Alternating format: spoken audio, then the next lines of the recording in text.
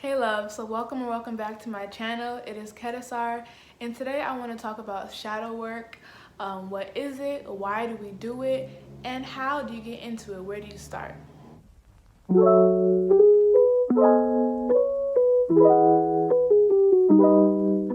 So before I continue with the video, if you are new here, don't forget to hit that subscribe button, like this video, and turn on that post notification bell so you can get notified every time I post. I make wellness, locks, and lifestyle content, so if that interests you, then join the family. So what is shadow work? Shadow work is a process of literally examining our shadows, examining the dark parts of our spirits, of our beings that tends to get pushed to the side and neglected. Those are our traumas, our pains, the parts of ourselves that we may not like as much, our insecurities, all the things that we may suppress, all those negative emotions that we may not have tended to in the moment when they first surfaced. It becomes our shadow selves because it's pushed down. It's not, the light isn't illuminated on it. So shadow work really is a process of illuminating those dark parts of our being, understanding the why behind why we do certain things, why we're triggered in certain ways, why we react in certain ways, why we feel certain ways when someone does something, a particular thing to us, why we have that one insecurity, why we have that pain come up in certain situations.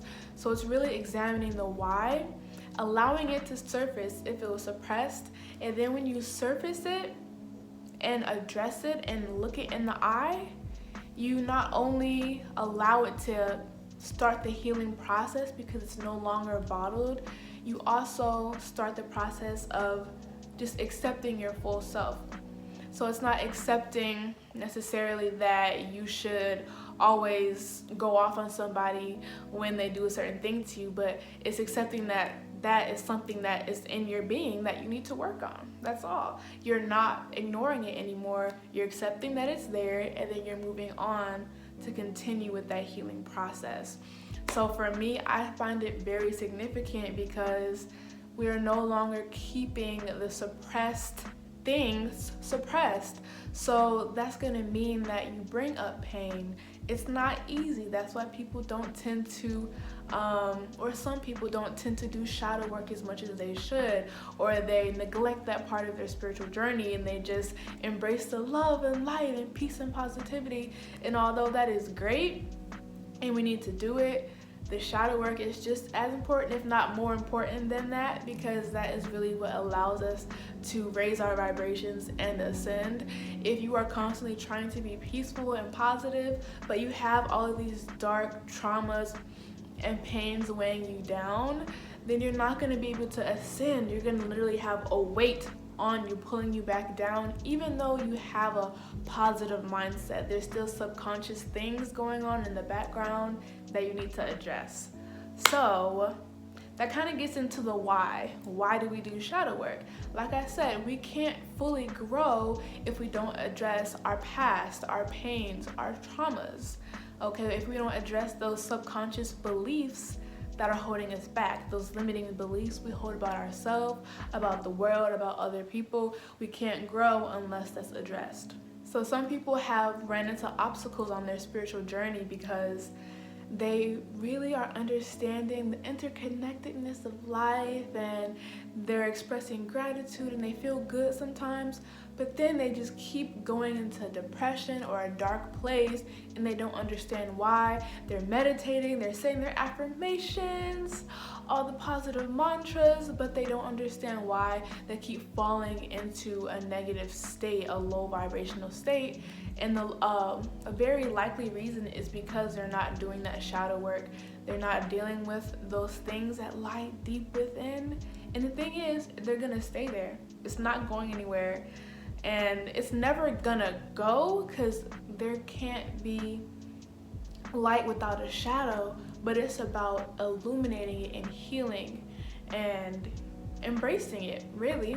So yeah, if you don't do that, you're probably gonna run into obstacles. Not even probably, you will. The period. That's just how life works. If you don't address the past, it's gonna come up and catch you in the future. So yeah, that's why it's really important to do shadow work on your spiritual journey, on your self-work, self-love, self-improvement journey, because it's really what allows you to heal and be more open to new experiences, open to blessings, open to love, open to receiving and giving, less closed off. You're chipping away at those walls that you may have put up. So yeah, shadow work is a very beautiful process.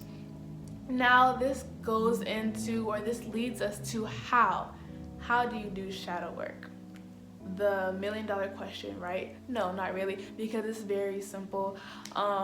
Shadow work, one thing I love about it is that it's very simple. Like, you can literally, for one way I say you can start, and it's what I do sometimes, I write down my limiting beliefs. Okay, so let's say you have a limiting belief that's like, I don't really believe that I deserve good things. Like, I don't feel worthy of good things. You would write that down, right? You can make a list of different beliefs that you want to, dive deep into at different times, but write at least one down. Choose one, and then use that as your prompt. So you basically ask yourself, why? Why do I believe that I don't deserve good things? And you can start off by saying why, and just start journaling about it. Just start writing according to that prompt. Whatever comes up, comes up. Some people like to meditate before they do shadow work to help them tap in to, their inner self more, that subconscious mind. And I say that that's a great idea. You don't have to, but it can help for sure. So definitely just do the prompt. Ask yourself why. Why do I feel this way? It could even be about an experience you had someday and it made you feel some type of way, but you don't understand why. Just ask yourself why. That question, why, it really does miracles, because it really allows you to self-assess and think and sit with the feelings and really analyze them and look at them rather than ignoring them. So as you just journal, more and more should come up for you. So yeah, that's one way I do shadow work. So going back to that previous example, when you keep diving into it, you may realize I don't think I deserve good things because when I was a child, this person told me that, or this person told me that I had to work for every single thing rather than being able to receive anything good without having to do anything. I always felt like I had to prove myself in order to receive good things, whatever it may be. But as you really dive deep into it, you may figure out that why. And usually this process can come with tears or feelings of anger or frustration, but that's good because you're surfacing those feelings rather than having them suppressed deep inside. So if you feel some pain surface, know that you're doing a good job. And an important thing is to not really feed into the pain, like, oh, I feel so bad, I feel so horrible, but like just sit with it, literally sit with it, observe it. Be the observer, sit back, witness it, and breathe through it. That breath will really help you heal through it too. Another way or another path you can take when doing shadow work is identifying certain areas of your life that you want to improve.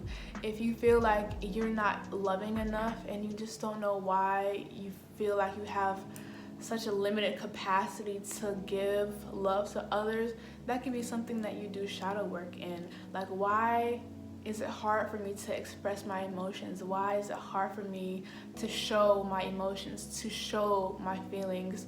Oh, it's because it's hard for me to show my vulnerability. I don't feel safe when I'm vulnerable. In the past, when I was a child, when I showed my vulnerability, I was called weak, or I was told to stop, or I was told to toughen up, whatever it may be. But really just diving deep, asking the why, and eventually, if you're committed to it and you keep writing and you keep self-assessing, you'll probably figure out at least one of the reasons behind that area of life that's like a blockage. Like, why is this area of my life not in harmony?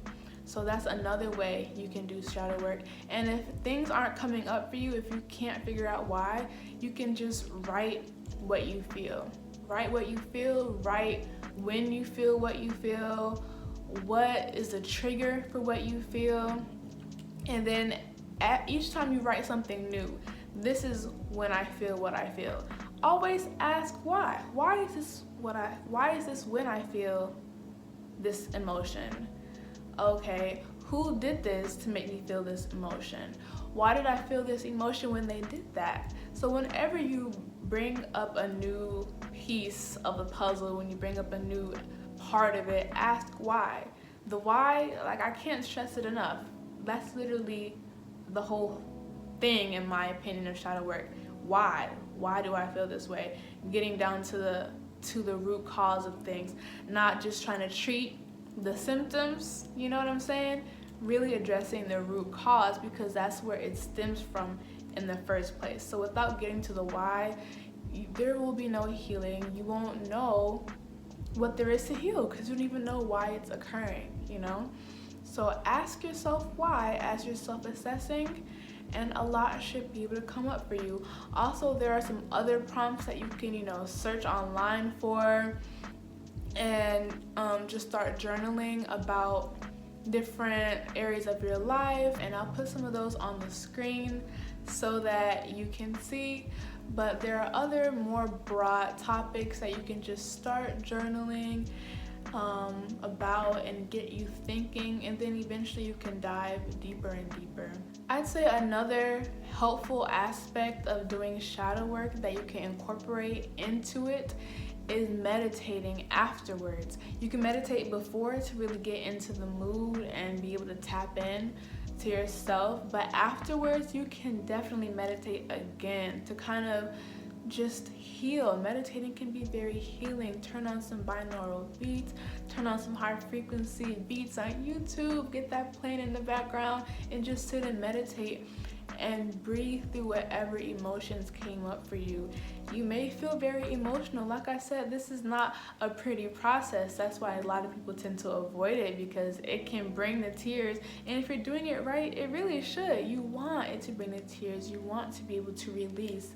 So when you meditate afterwards, you allow yourself to just sit in the feeling and breathe deeply into your stomach and ribs and chest, and then breathe out, and you're really allowing yourself with the breath to release those emotions that may have come up for you. And that can be a very significant part of the healing process, because you surfaced it and now you want to address it. You want to deal with it. You surfaced whatever pain was harboring within, and now you want to actually address it. You want to breathe through it. And like I said before, you don't want to necessarily indulge in it and beat yourself up about it, like, oh, I feel so horrible, I'm so this, I'm so that.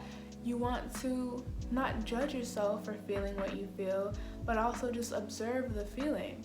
Realize that you are not the feeling. Like, don't identify with it. Don't say, I am fearful, I am this, but I am experiencing fear, I'm experiencing sadness. That's what I feel in my body. So you just observe it. And like I said, a meditation afterwards can definitely help a lot and help you heal through whatever it is that you brought up, because this is a healing journey, a healing process, and that's really what it's all about. I've heard a couple other YouTubers talk about the healing trap and not getting caught in it, and I definitely have to agree with that. You don't want to overdo shadow work, because it can be kind of addictive to kind of keep chipping away at all these layers of yourself and really healing and all this stuff. But it's not a place you want to dwell in for too long, because you're in the shadows, you're in the dark side. You don't want to be there for too long, because then you may continue feeling negatively. So you want to do it in moderation. You want to have, maybe a couple sessions, and then experience love and life for a while. Embrace that, and experience the benefits of the shadow work you did. So you want to have a balance. You want to have moderation. It's very important in all things, especially this. So don't get caught in the healing trap. It may feel addicting, it may not, but either way, don't do it for too long. You want to have balance in your life, and you don't want to live in your shadows.